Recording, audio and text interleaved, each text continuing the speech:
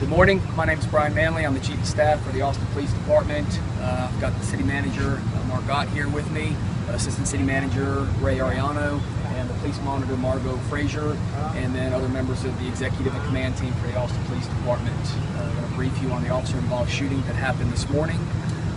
This incident began earlier this morning at 1:36 a.m. Our officers were dispatched to a hotshot attempted suicide call where the subject's boyfriend called 911 believing that his girlfriend was suicidal.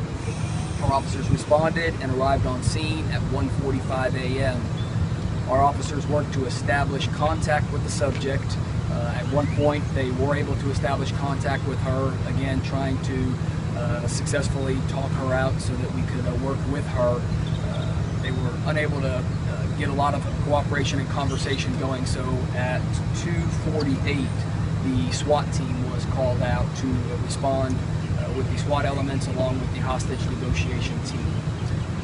The SWAT team arrived on scene, and for approximately the next 3 hours our SWAT team and hostage negotiators worked towards the successful surrender of this subject so that we could get her welfare checked. During this time, there was communication established between the hostage negotiators and this subject. They talked multiple times over the phone. Towards the latter part of this 3-hour period, the subject was coming out the front door and talking to the SWAT members that were out front of the apartment complex, again trying to get her to surrender and get her evaluated for help. The subject was non-compliant and did not surrender to the officers. On some of these occurrences, when she came out front, she was yelling profanities and giving hand gestures to the officers and then going back into the apartment. And then towards the end, at one point, she came out and the officers were giving her commands to come no closer. She continued to work her way towards the officers and get close. At that point, they attempted to impact her with a less lethal projectile. She went back into her apartment, and again we tried to establish communication with her.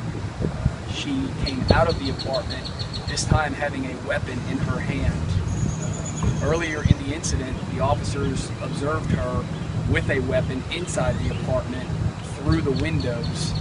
That weapon was either in a holster on her thigh, and again they observed this multiple times through the window.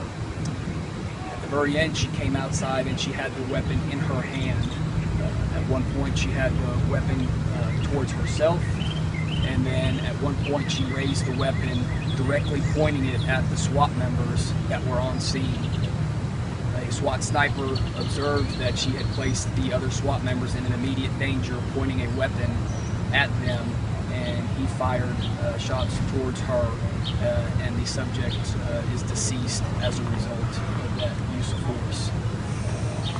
The deceased was pronounced at 6:20 a.m. She is a white female, 31 years of age. Our officer is a member of our SWAT team. He's been with the department for 7 years and 4 months, and he will be placed on paid administrative leave, as is the standard procedure in officer-involved shooting cases. This is a tragedy that is not what we wanted today. We wanted to successfully get this female to surrender to us so we could get her the help that she needed.